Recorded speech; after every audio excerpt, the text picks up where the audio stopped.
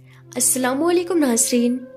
प्यारे नाज़रीन, एक लालची औरत ने बकरीद पर कुर्बानी का सारा गोश्त अपने घर पर ही रख लिया, यानी कि कुर्बानी के गोश्त को गरीबों और मिस्कीनों में नहीं बांटा।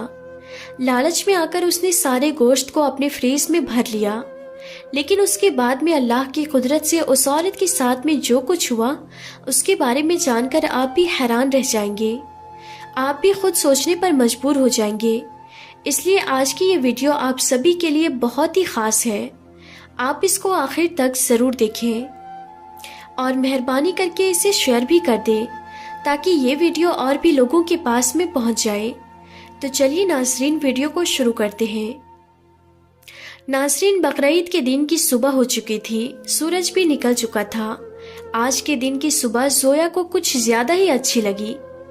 आखिर लगती भी क्यों नहीं, क्योंकि आज तो बकरीद का दिन था।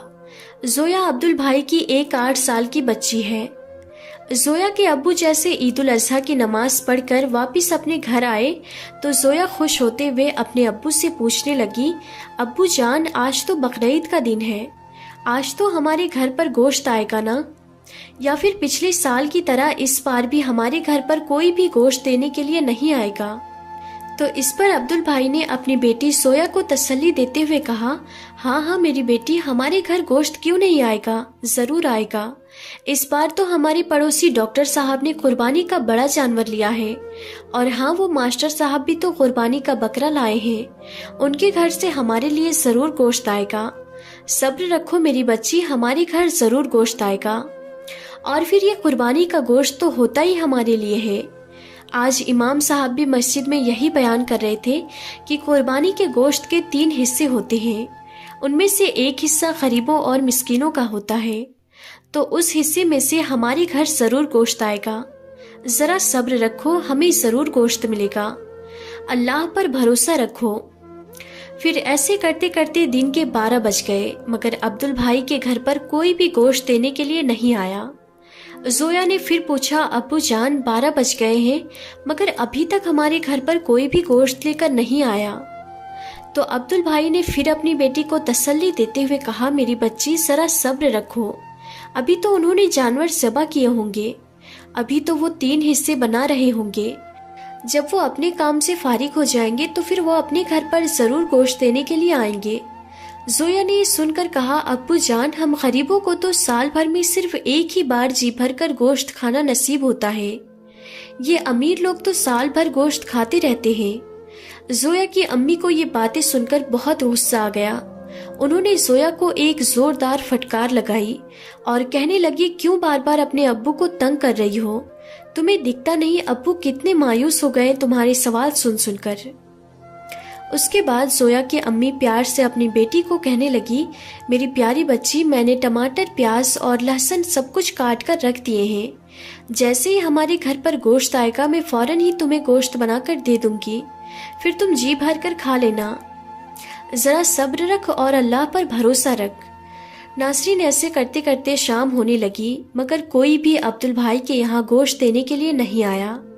अब तो जोया के घर वालों का भी सब्र टूटने लगा था, क्योंकि अब तो शाम के 4 बजने वाले थे। ये देखकर जोया मायूसी से अपने अब्बू से कहने लगी, अब्बू जान, अब तो 4 बज गए हैं, लेकिन अभी तक कोई भी हमारे घर पर गोश्त लेकर नहीं आया।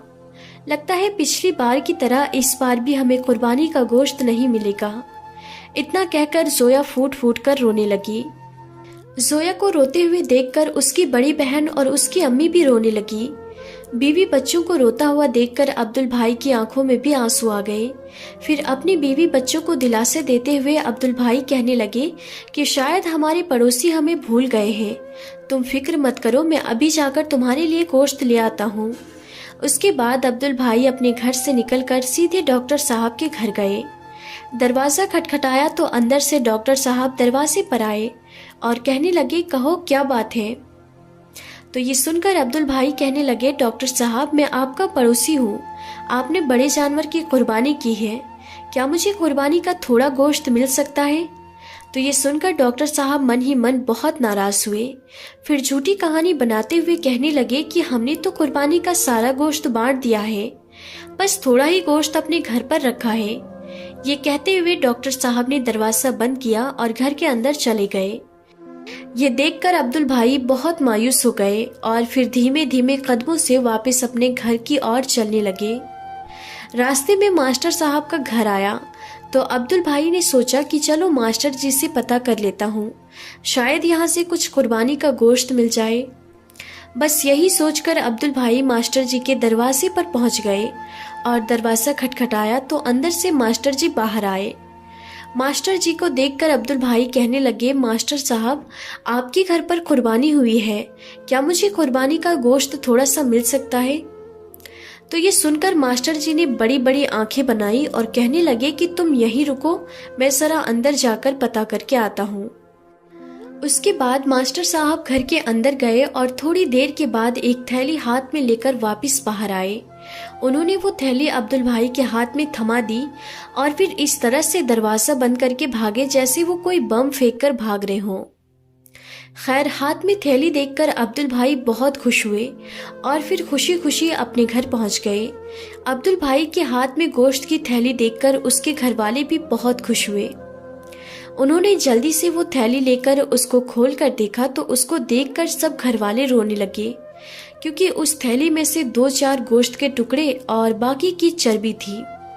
یہ دیکھ کر عبدل بھائی نے بے بسی سے اپنے گھر والوں کی طرف دیکھا اور کہنے لگے کہ شاید اس بار ہمارے نصیب میں قربانی کا گوشت نہیں لکھا ہے۔ اتنے میں زویا کی امی کہنے لگی، اتنے ناشکر مت بنو، اللہ تعالیٰ بہت بڑا اور رحم کرنے والا ہے۔ میں نے ٹماٹر اور پیاز کاٹ کر رکھے تھے، چلو میں آپ کو اسی کی چٹنی بنا دیتی ہوں، ہم سب یہی چٹنی کھا کر اللہ کا شکر ادا کرتے ہیں۔ ناظرین، اس کے بعد زویا کی امی چٹنی بنانے کے لیے رسوئی گھر میں چلی گئی۔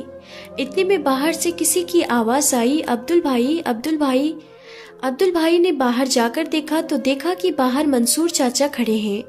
منصور چاچا بازار میں سبزیوں کا ٹھیلا لگاتے ہیں۔ ان کے ہاتھ میں ایک تھیلا تھا جس میں 3 سے 4 کلو گوشت بھرا ہوا تھا۔ انہوں نے کہا کہ میرا بیٹا آیا ہوا ہے، شہر سے ہمارے لیے بہت سارا گوشت لے کر آیا ہے، ہم اتنا کھا نہیں سکتے ہیں، ہم نے اپنی ضرورت کے حساب سے گھر میں گوشت رکھ لیا ہے اور باقی کا گوشت میں آپ کے لیے لے کر آیا ہوں۔ آپ بھی اپنے گھر میں گوشت پکائیں اور خوشی خوشی کے ساتھ بقرعید کا تہوار منائیں۔ اتنا سارا گوشت دیکھ کر عبدل بھائی کے گھر میں خوشی لوٹ آئی اور سب نے منصور چاچا کو بہت دعائیں دی اور اللہ کا شکر ادا کیا۔ اس کے بعد زویا کی امی نے جلدی جلدی گوشت پکایا اور اپنے بچوں کو پیٹ بھر کر گوشت کھلایا۔ اس کے بعد عبدل بھائی کے سب گھر والوں نے قربانی کا گوشت کھا کر اللہ تعالیٰ کا لاکھ لاکھ شکر ادا کیا۔ اب ناظرین، ادھر آپ اللہ کی شان دیکھیے، اسی شام کو ایک زوردار طوفان آ گیا۔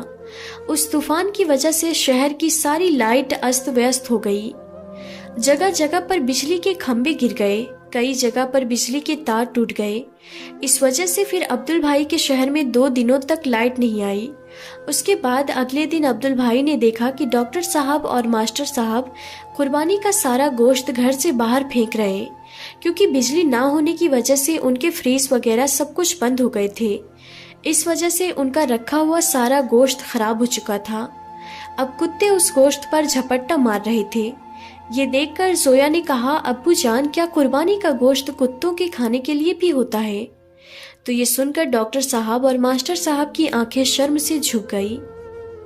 ناظرین، یاد رکھیں، قربانی اللہ کی رضا کے لیے کی جاتی ہے، نہ کہ گوشت کھانے کی نیت سے۔ قربانی کے گوشت کے 3 حصے ہوتے ہیں۔ ان میں سے پہلا حصہ آپ غریبوں اور مسکینوں میں بانٹیں، دوسرا حصہ آپ اپنے رشتہ داروں اور پہچان والوں میں بانٹیں، اور تیسرا حصہ آپ اپنے گھر میں خود کے لیے رکھیں۔ اس لیے آپ جب بھی قربانی کریں تو گوشت کا پہلا حصہ غریبوں اور مسکینوں میں ضرور بانٹیں۔ اگر آپ کے گھر میں قربانی کا گوشت زیادہ ہو گیا ہے تو اس کو فریزوں میں بھر بھر کر جمع نہ کریں، بلکہ اس کو آپ غریبوں اور ضرورت مندوں میں بانٹ دیں۔ آپ کو غریبوں کی دعائیں ملے گی۔ اگر کسی غریب گھر کے بچے قربانی کا گوشت کھائیں گے تو آپ کو ثواب بھی ملے گا۔ اس لیے آپ کوشش کریں کہ آپ زیادہ سے زیادہ غریب لوگوں تک قربانی کا گوشت پہنچائیں۔ ناظرین، یہ کوئی کہانی یا قصہ نہیں ہے، بلکہ یہ آج کی حقیقت ہے۔ آج ہمارے معاشرے میں کچھ ریتی رواجوں کے چلتے ہمارے آس پاس میں نہ جانے کتنے ہی ایسے غریب گھر ہیں جو قربانی کے گوشت سے محروم رہ جاتے ہیں۔ نہ جانے کتنی ہی ایسی مائیں ہیں جن کی آنکھیں بقرعید کے دن آنسوؤں سے تر ہو جاتی ہیں، اس لیے آپ یہ غلطی بھول کر بھی مت کریں۔ تو ہم امید کرتے ہیں کہ ہماری آج کی یہ ویڈیو آپ سب کو ضرور پسند آئی ہوگی۔ اگر یہ ویڈیو آپ سب کو پسند آئی ہو تو دل سے ایک لائک ضرور کر دیں اور مہربانی کر کے اسے شیئر بھی کر دیں تاکہ اور بھی لوگوں کے پاس یہ ویڈیو پہنچ جائے۔ تو آج کی اس ویڈیو میں بس اتنا ہی تھا، ہم پھر ملتے ہیں اگلی نئی ویڈیو میں، تب تک کے لیے خدا حافظ۔